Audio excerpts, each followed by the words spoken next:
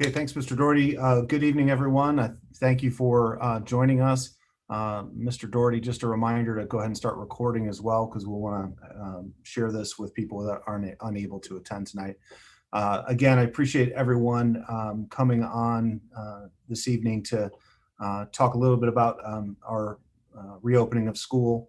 Certainly try to address questions and concerns as we can, and some of those I'll just be honest and say we should probably direct to the building level.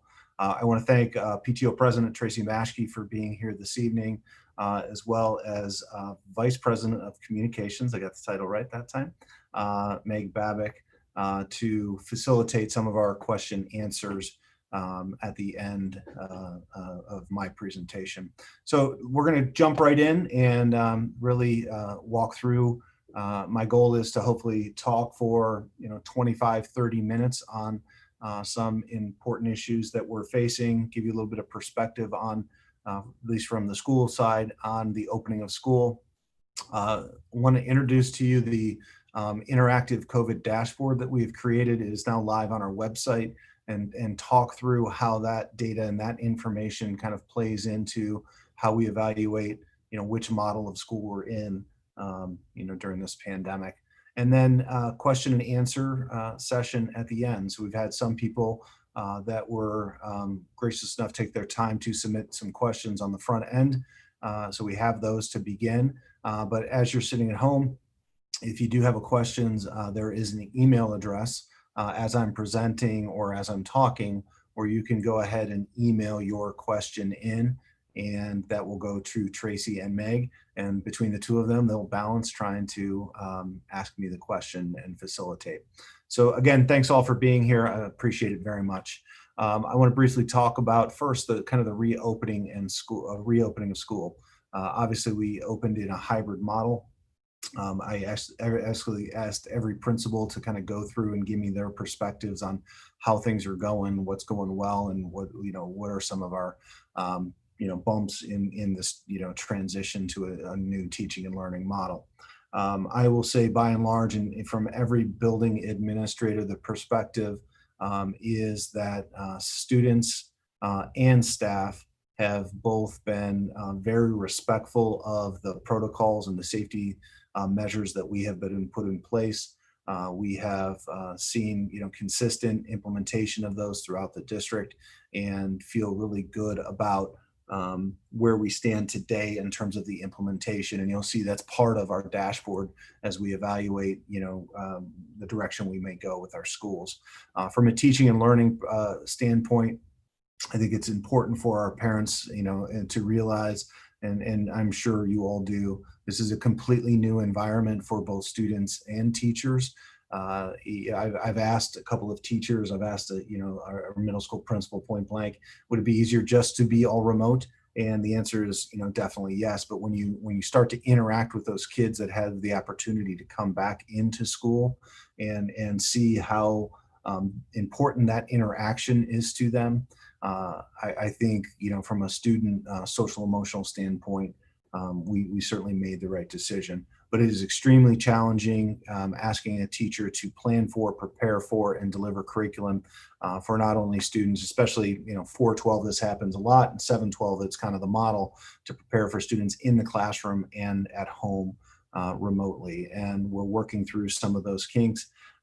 Personal feedback, I heard everyone from Monday was really rough, that first Monday, to by Friday starting to wrap ourselves around it. But I think we all need to kind of realize and offer some grace and some patience with our teaching staff as they work through this. I've encouraged them to try new things, to take risks, and sometimes it'll fail and sometimes things will be great. But that will help us on the other side, because I think we're going to be better educationally as a system because of this experience. So by and large, the opening of school was, from my standpoint, very, very well received by our students and our staff. From a technology perspective, we did implement new technology in every classroom throughout the district. Again, there's a learning curve with that. I know there's some questions regarding Zoom and the interaction of that. But by and large, consistently, we have seen positive kind of outcomes with the integration of our technology. Mr. Doherty did put out last week, and if you didn't get that email, and maybe search through your inbox, some tips from home. One of the issues we had early on, and we're still kind of chasing down and addressing, is the internet speed at home. So there's some tips that he put out that you can implement on the at the at home side of things to improve internet quality. That's pretty much been the major issue with classrooms with student internet speed and capacity. So again, if you're seeing that or experiencing that, or your child is talking about that, that's certainly something to consider. From just the kind of the basic operations standpoint, the construction, as you all know, trying to go to and from work has been absolutely challenging, to say the least, to overcome. We've added this midday run. We've got more parents driving than we anticipated, and everyone is crashing through town about the same time. So again, a little patience with that and understanding.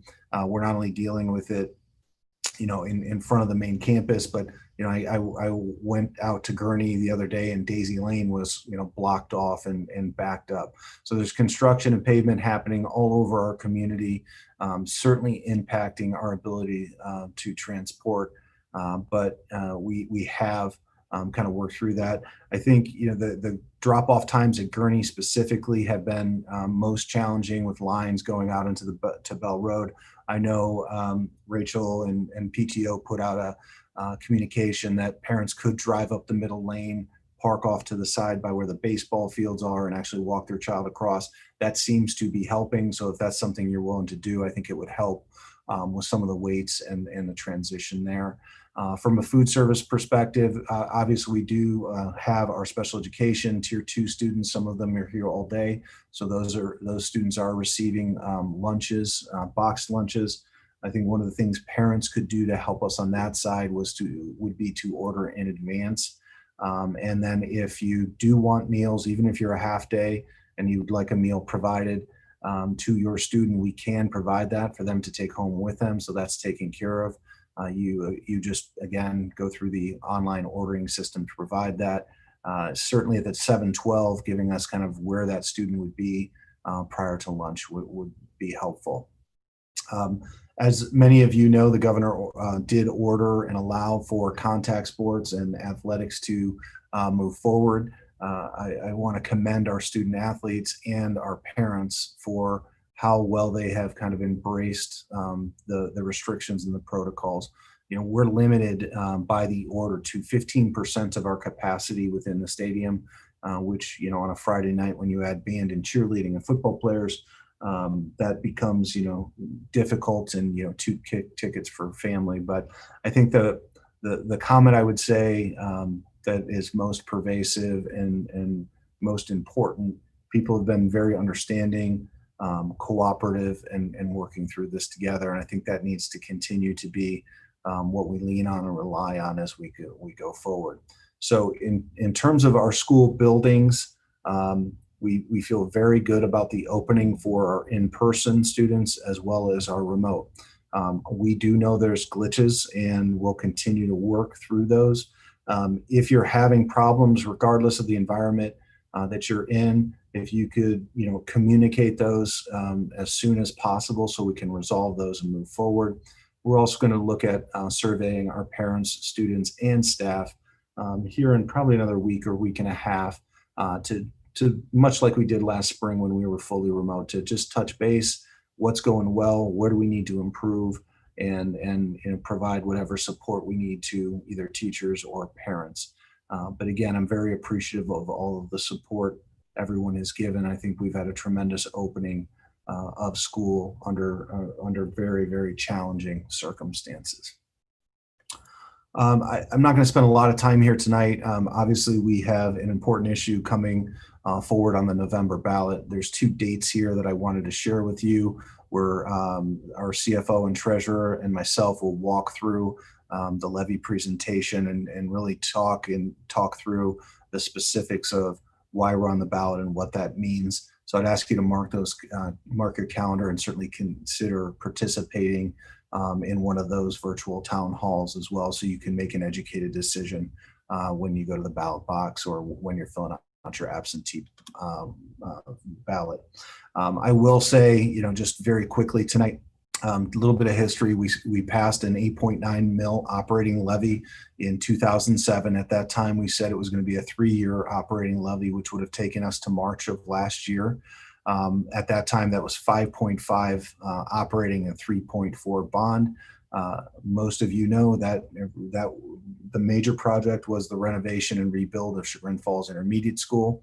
We were able to come in on time and under budget with that project and spread those dollars to every facility in the district, doing things like the new entrances at Gurney and the high school, pavement and roofing projects, HVAC work. So tremendous amount of work was completed due to that.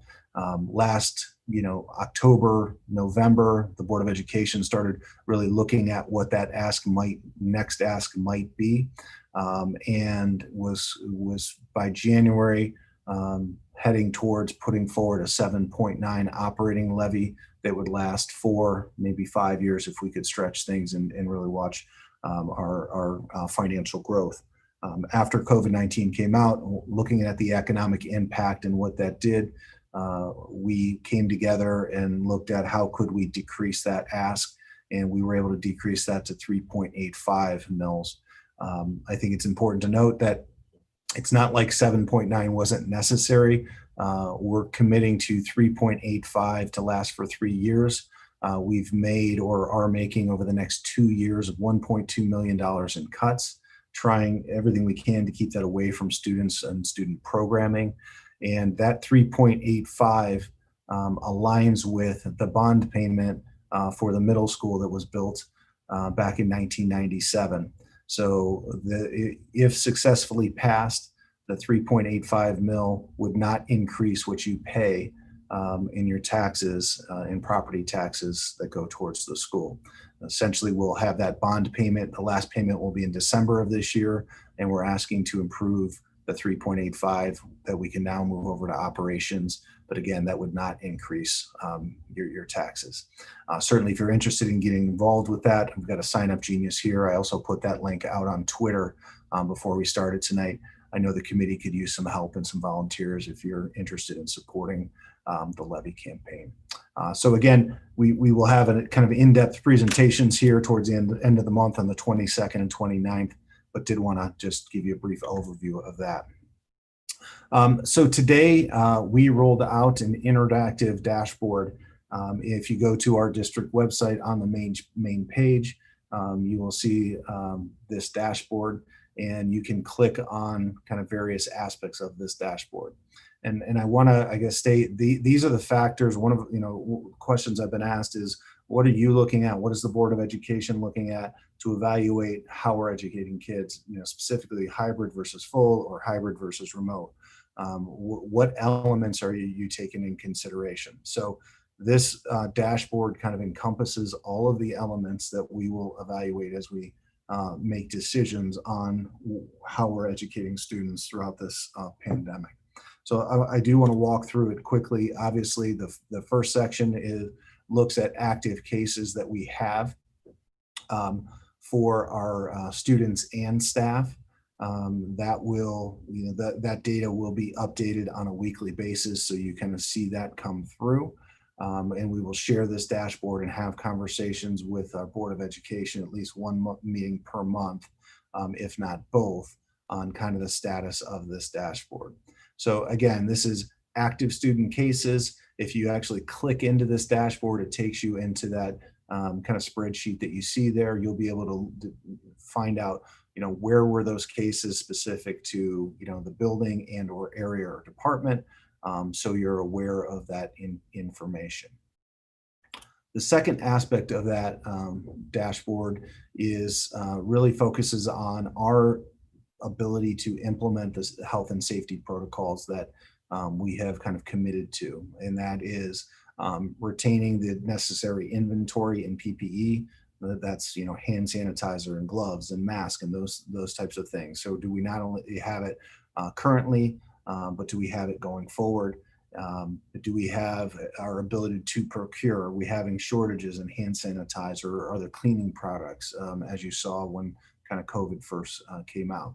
And then implementation of the safety protocols and cleaning and sanitation. So those are things that we evaluate and look at. So every Monday morning at our cabinet meeting, the first thing we do is walk through this dashboard, and I get feedback on all of these things, and we will make a decision on kind of where we rank. Currently, that I know this copy and paste has yellow, but I think currently online you'll see that as green. So we feel like we're in very good shape in that category after kind of the first week and a half of school. The second component of that, we'll look at staff attendance. We'll look at that not only from a district level, the average number of absences we have on a weekly basis, but we'll look at it on a building level. And it's not only absences, and again, if you click into this, you'll see percentages of absences. It's our ability to find substitutes to actually fill those absences. So there's certainly a shortage of teachers.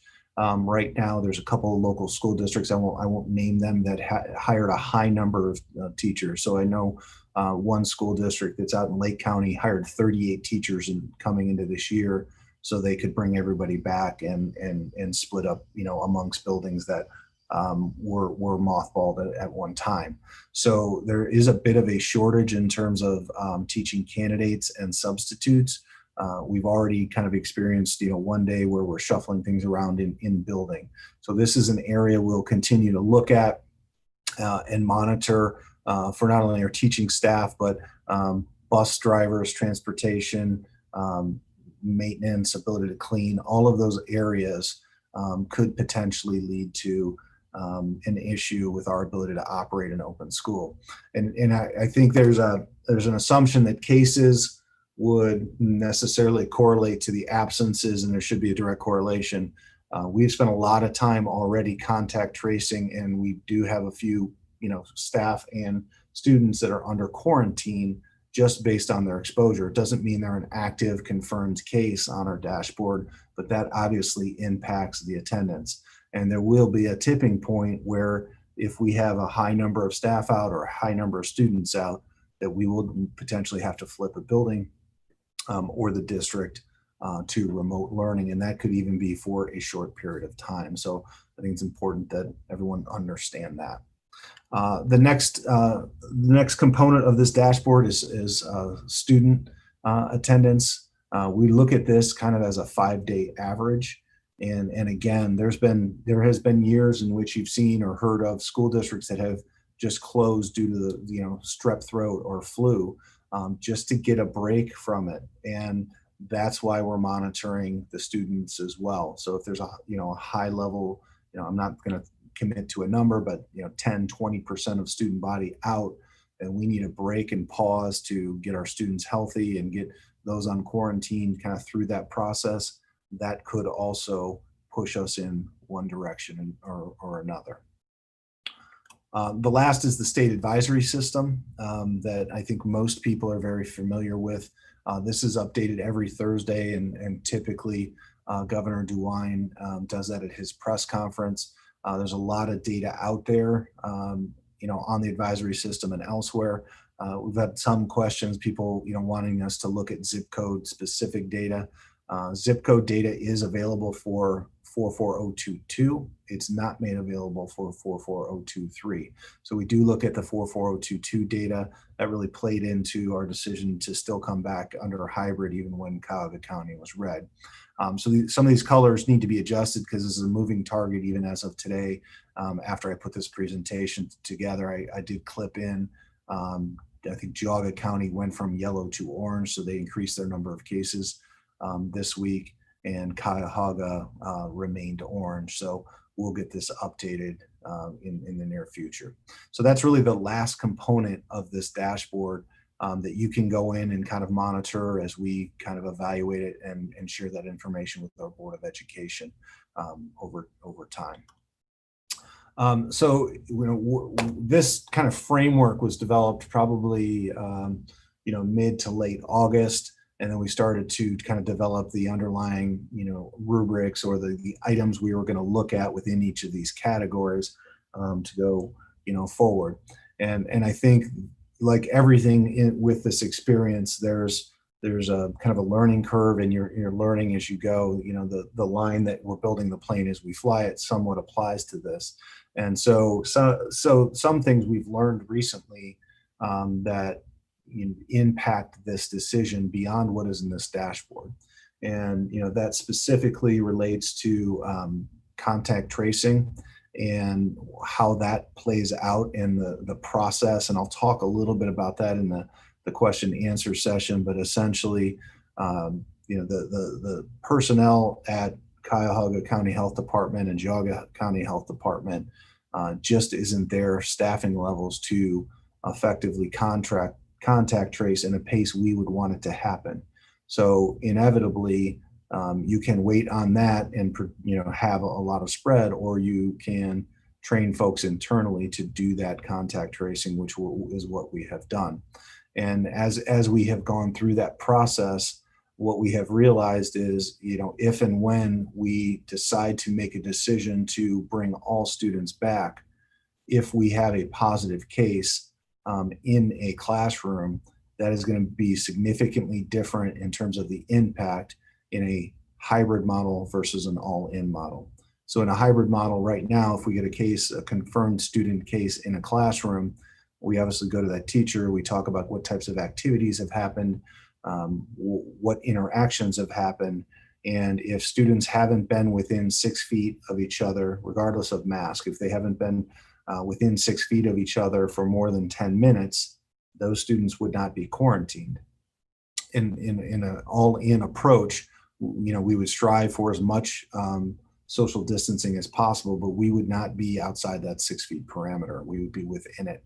So if you kind of play this out, if we have a case in an all-in model, we would be going into a classroom, and likely the confirmed case, that student's obviously going to be quarantined, but those students then seated around that student would be quarantined as well. So that has impacted our thinking, and something that we certainly need to take into consideration beyond the data that is here in this dashboard. So that gives you an idea of what we're looking at. I told the Board of Education that we would bring our first kind of dashboard to them and review this in terms of a plan of potential change at the first board meeting in October. So we are definitely staying with the model that we are in until the first week of October, so we can get kind of a feel for how much spread exists, how these cases may play out, and we will kind of evaluate that at the first Board of Education meeting in October. And I'm sorry, it's the first Wednesday. I don't have that date handy right now. So that's the dashboard. That's the information we're using, and maybe some additional thoughts for you as well. So I've gotten a few emails, obviously, on the model, and potentially why we went the direction we did and where we may go. And a large part, and I tried to articulate this, but a large part of coming back in a hybrid wasn't active cases and trying to flatten a curve. It was realizing the complexity of bringing students back under the requirements.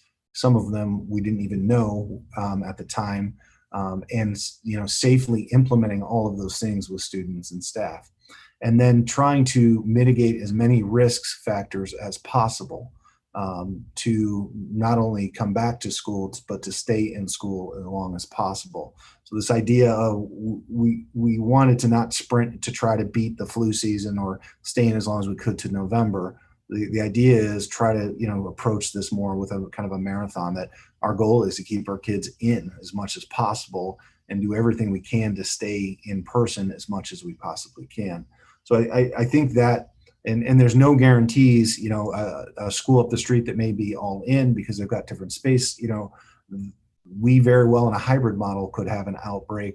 We're just trying to mitigate as many risks as we can, both in the district, and encouraging our parents and our family to limit those risks out and about, because obviously behavior in both school and at home impact our ability to stay forward. So that's just some background, something to think about as we consider our next steps and where we might go.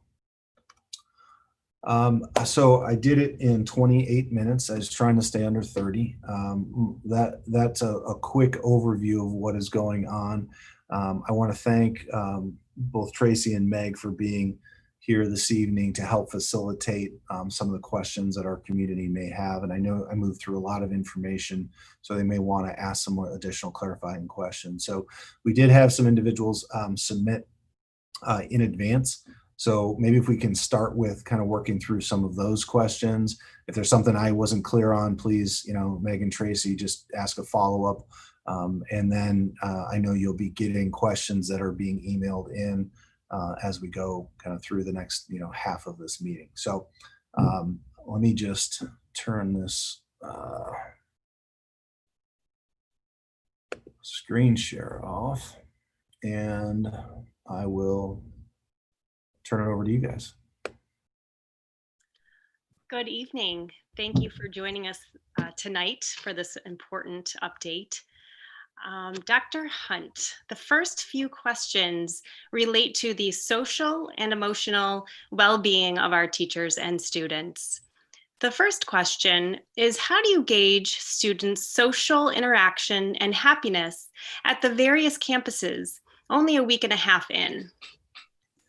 Yeah, so obviously I don't have any data to support anything. It'd be more impressions at this point. I will flip back to last year, pre-pandemic. We did implement a survey system, a new system that we've gone with that does look at social emotional components and evaluating those. And it's a really powerful tool that gives us some data that we will continue to implement and use for our students. So hopefully my question, my answer to this question, as we get into the school year and we administer that instrument, there'll be some data but behind what I can tell you now.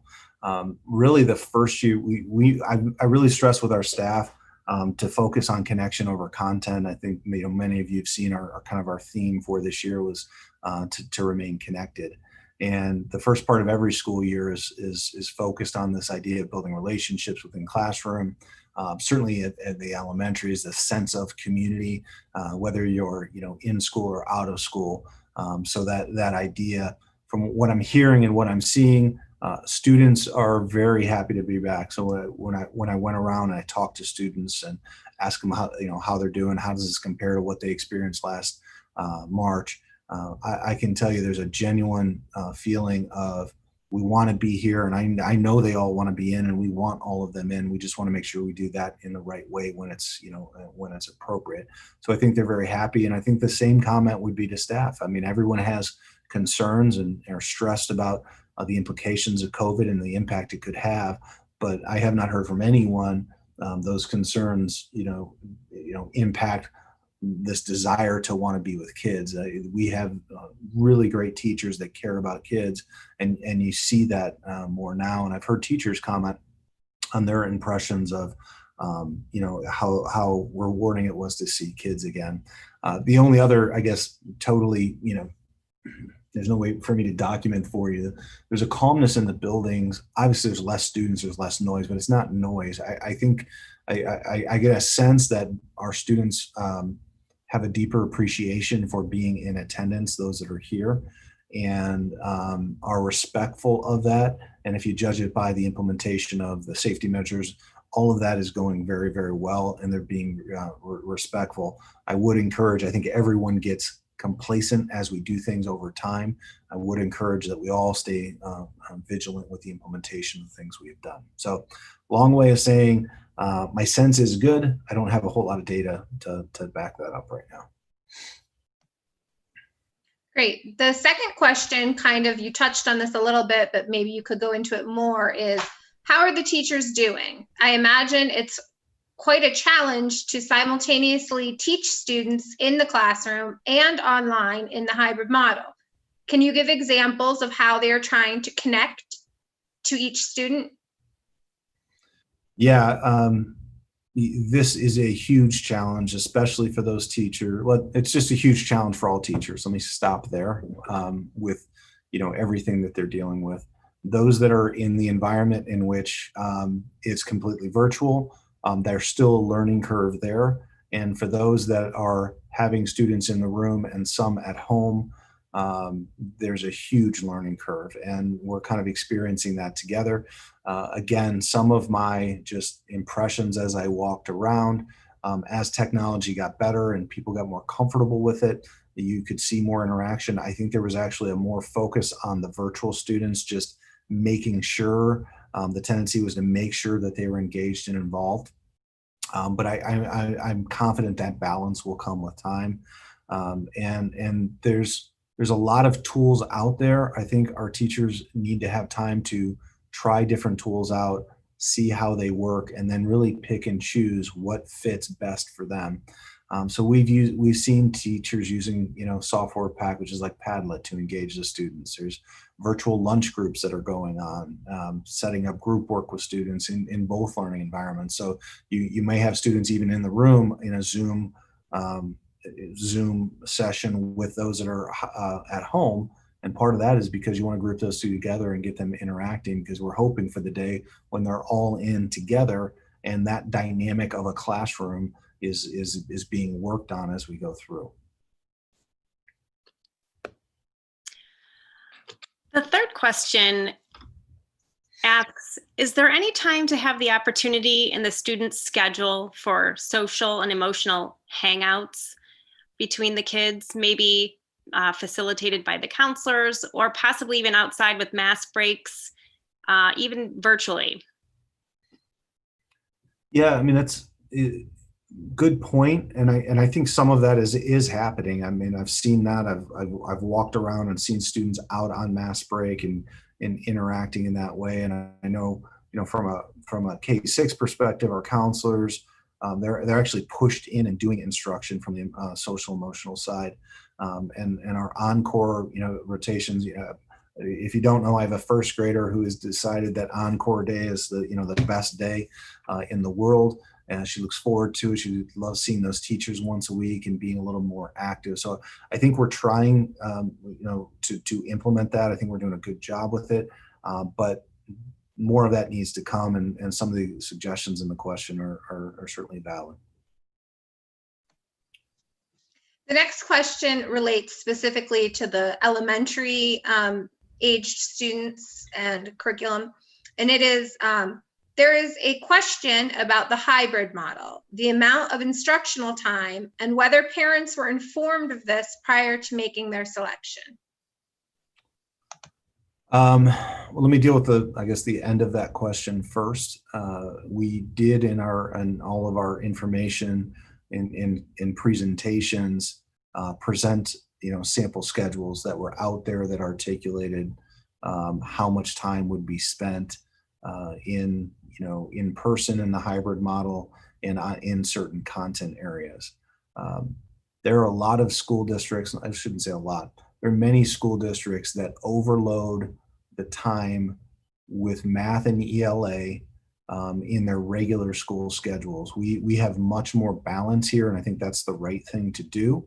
But I would just point that out. Some of that is due, obviously, to those foundational skills in both of those areas and how they play out in all the other academic areas as well. And some of it, honestly, is just districts trying to improve test scores, and ELA and math are consistently tested. So I'm not saying that's why we did it. I'm saying that those models exist out there. There's no question there are sacrifices that we are making being in a hybrid or even in an all-in model. It wouldn't be the normal schedule as well. So, some of those sacrifices are a focus on math and ELA for those foundational skills, and providing the opportunity for science and social studies in the afternoon and in a more remote environment. So I think there is balance there. There is a focus for the live instruction to be math ELA, especially in the hybrid model. We had to make some of those difficult decisions, and that was one of them. Okay, the next couple of questions have to do with the high school schedule. The concern is that the schedule might seem too light, that there might be too much free time. They have all periods on Friday, but during Monday through Thursday, they're only completing 7 periods over 2 days.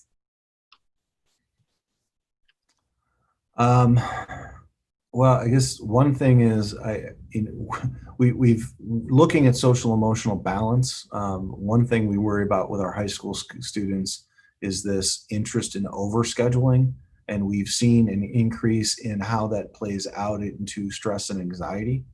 And so I would say maybe a little light is not necessarily a bad thing. And, that's a very broad and generalized statement, and each student is unique, but I guess I would put that out there. In terms of balance of instructional time, it may maybe play into both sides of this.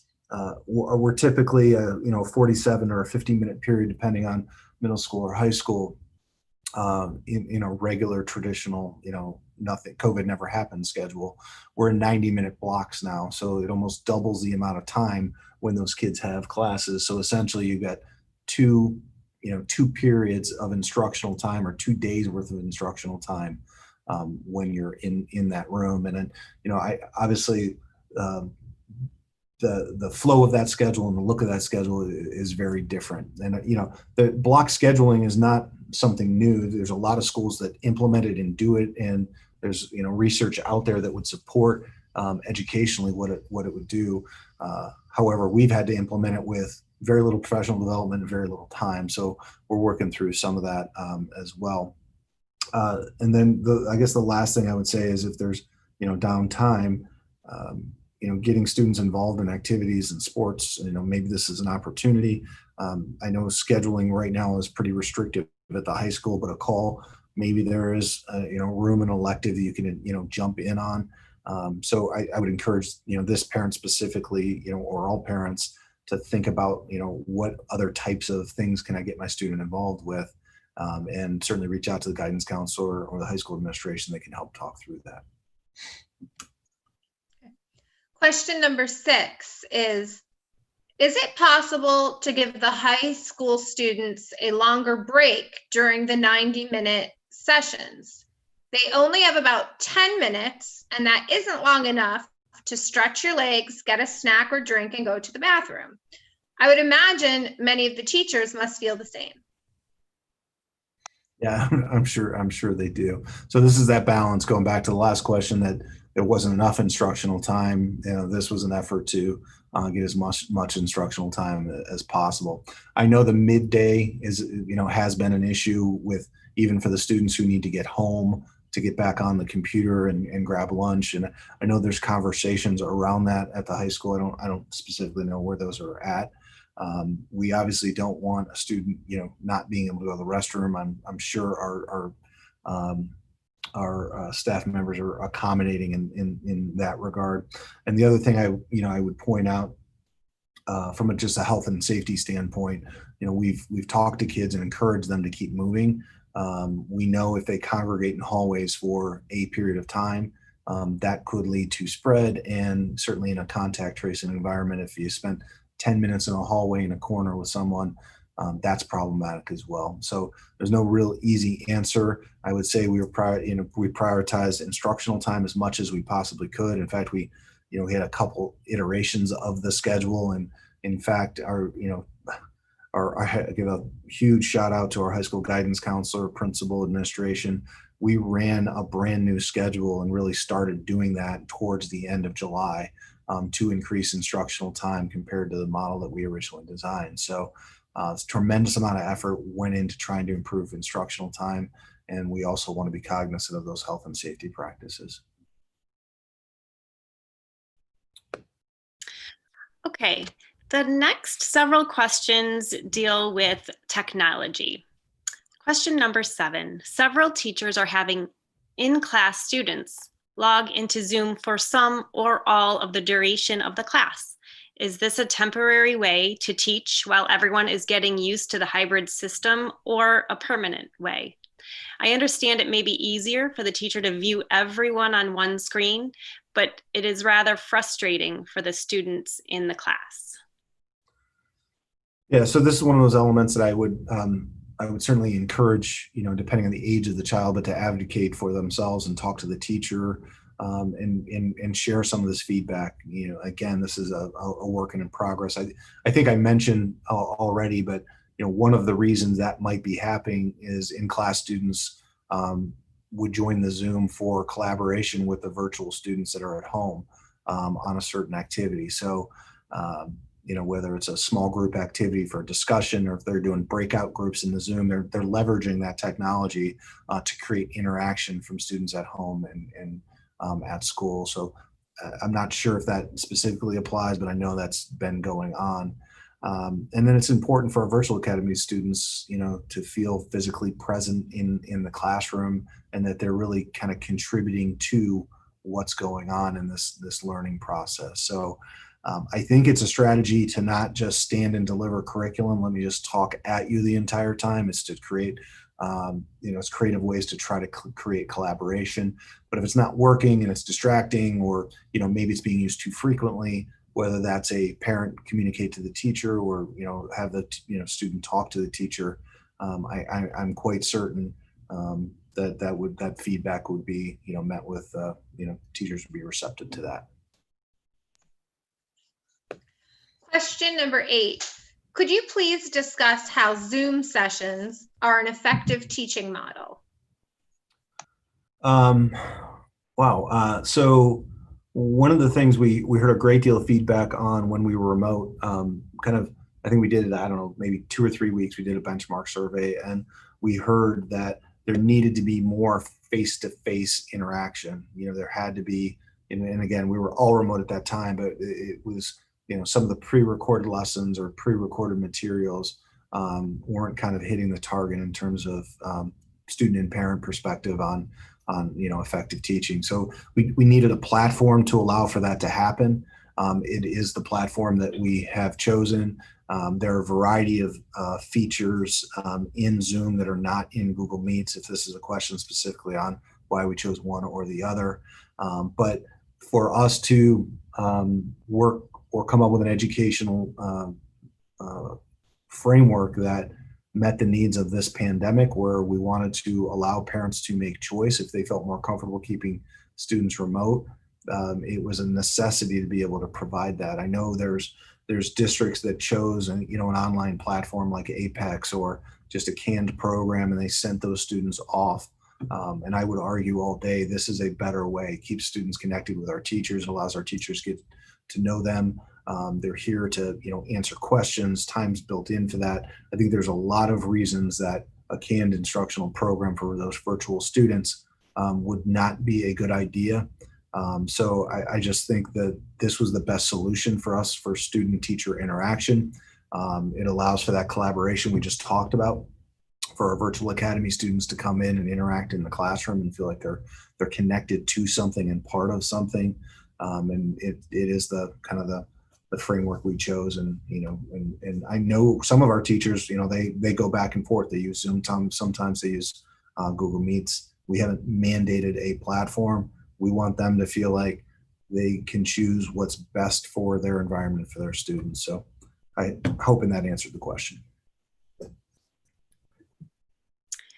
Question number 9 asks, would it be possible to record the class lectures for a circumstance when the student inevitably misses some of the lecture or class time due to technological difficulties? Yeah, so recording on well, I'll just speak to Zoom, recording on Zoom, and we're doing that right now. So that's certainly possible to do. And I believe we already have some teachers that are doing that.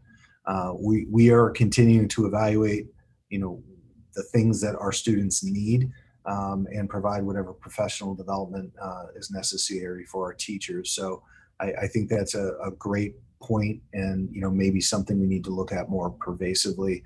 And if there's a specific learning need, again, I'd just email the teacher and say it'd be really helpful if this existed, and see where that goes from there. But good point, and we'll kind of add it to the list. Question 10 is, who can parents contact for help with tech issues? And then I'm going to add my own question onto this. I'm going to piggyback and ask, is there a protocol students have been given for in the moment, if they're having technical issues and like say attendance is being taken and they don't want to be counted absent or they're missing something important, do they know how to handle that right then in the moment? So we did create an email address for tech support. I think it's just techsupport@chagrinschools.org. So that is certainly there. Um, did we standardize that for students? This is what you should do? No, and that's a gap. I know our teachers have been extremely flexible with students with internet issues and bouncing off. I would just say tonight, if you are kicked off, you can't get on, you email the teacher, you email the office, and we've been and we'll continue to be flexible with those situations. I think it was day 2 or 3 we had, it was Sedlac down here, all of their internet shut down. So you can't hold those students responsible for that. And maybe a solution to that situation goes back to the last question with recording whatever's being delivered so they're not missing. So something we'll follow up on.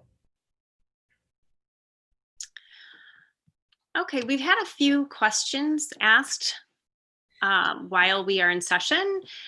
The first question is regarding the levy. If the 3.85 mil levy passes, are you saying there will not be an additional ask of any school levy for at least 3 years? Yeah, that's the commitment we are making. So,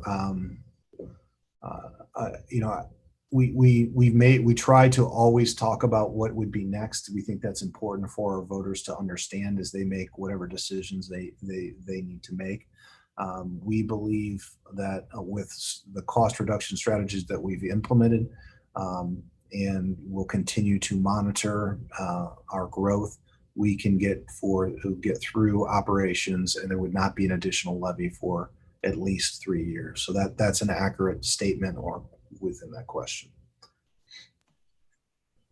We've also received the question, what line items were removed or reduced to make the levy adjustment?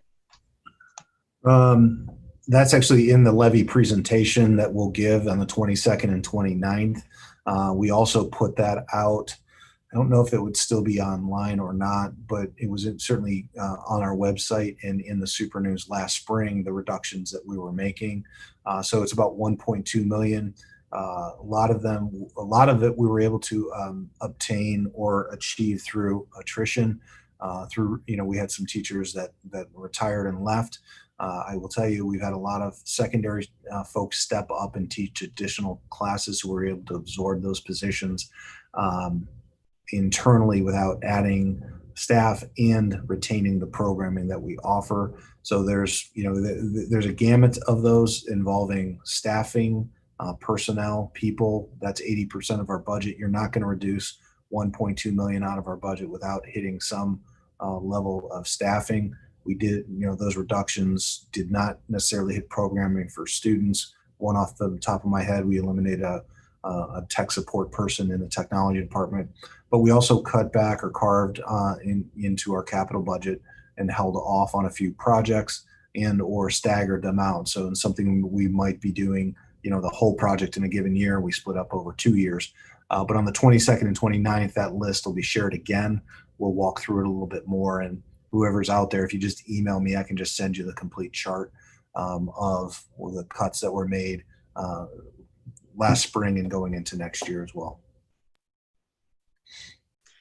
Okay, the next couple of questions have to do with scheduling and the daily schedule. We have at best 15 minutes between the last morning class at home and getting on the bus for school in the afternoon. Is there any consideration to giving these kids, staff, and teachers a longer transition time between morning and afternoon classes? Yeah, and that's a give and a take. For the people that are upset about instructional time, that's where it would have to come. And again, I know that is on the radar at the secondary level. I just don't know where those conversations are. But we have identified it as a problem, and we'll look at what adjustments need to be made.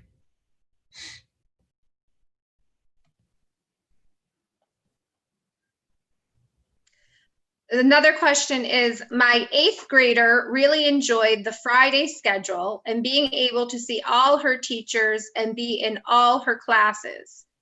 Is there any consideration to doing that more often or even daily? Well, first of all, I'm glad to hear that. Looking at that schedule, we're literally, not even a week and a half or a week and a half into the, school year.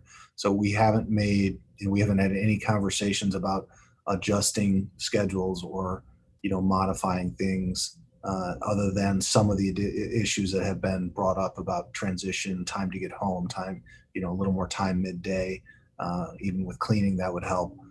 So we haven't had any of those conversations. Certainly something as we, if we stay in this model, as we get further down the road, that'd be great feedback, from a parent survey to look at, and we can make those adjustments. And but no decision has been made, and I feel really strongly that we need to implement what we have here to get it operating effectively and efficiently over the next month before we make any dramatic changes.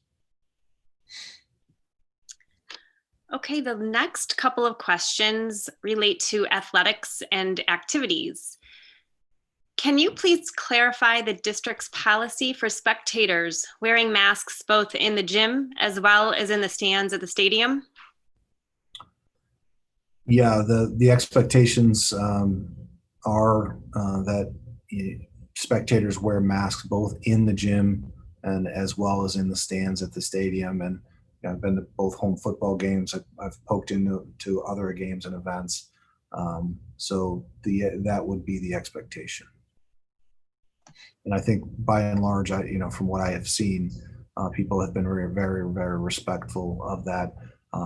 Specific to football, we do have to have a coordinator at those events, and have some level of accountability, walking around with that. And if there is a concern, certainly just let us know, and we'll do our best to address it.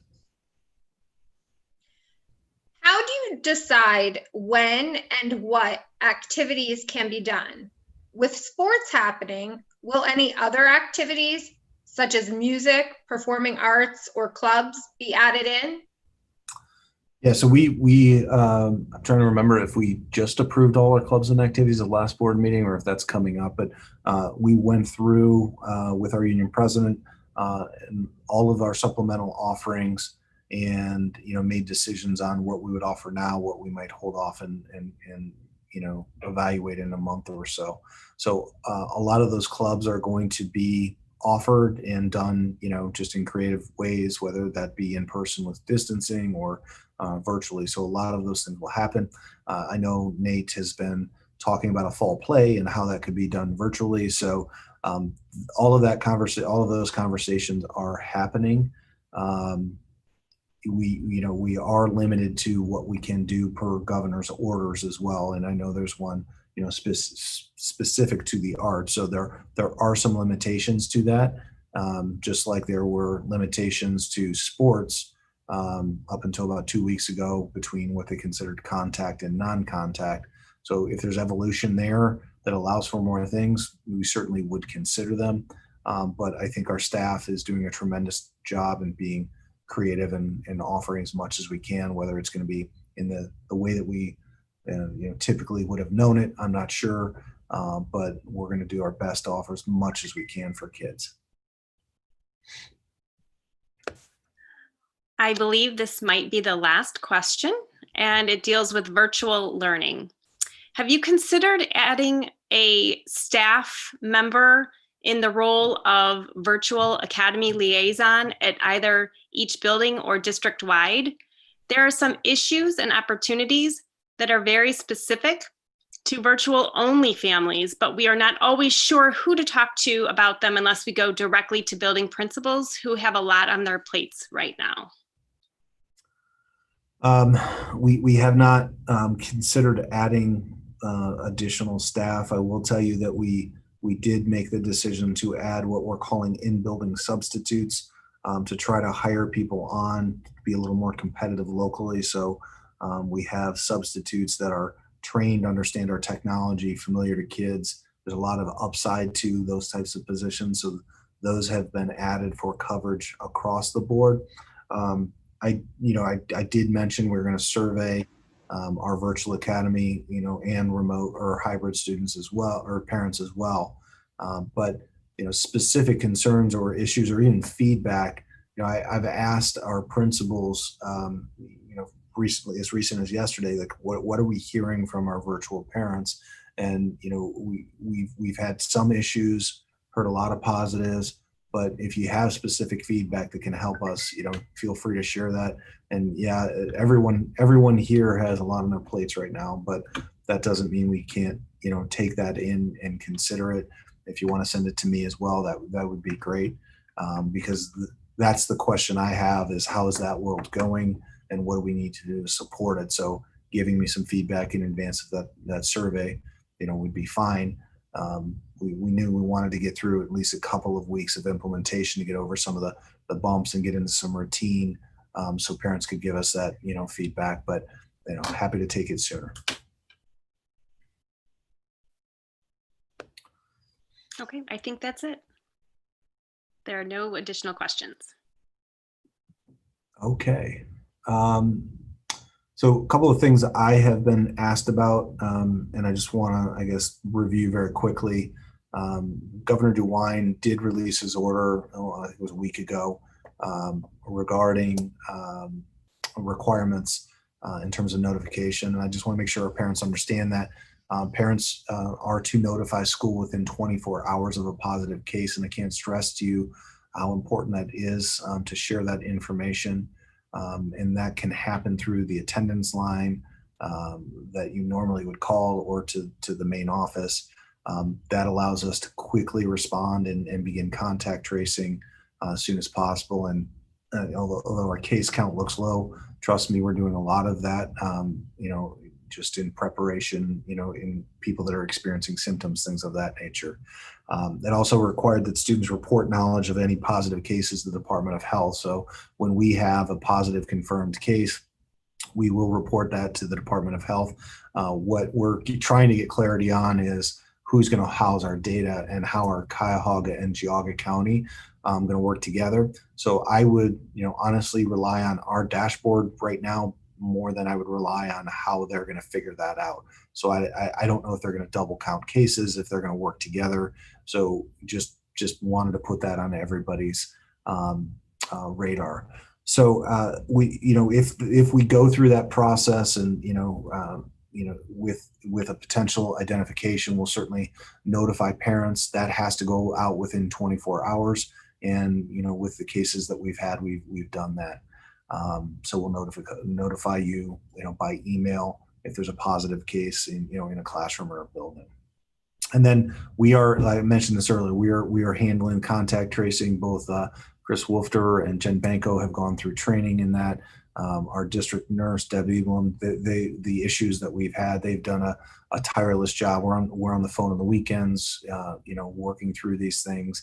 The criteria that we're using locally, because there's been different things put out by counties and CDC. We're using that any student that was within, and this is under the guidance of the health department, by the way, we didn't just come up with this. Any student that was within 6 feet for more than 10 minutes is considered exposed or potentially exposed and would be quarantined for 14 days. One more point I'll make, and then if you have any closing questions, if not, I'll wrap it up. How do you go about that, or what's the criteria on who you contact trace?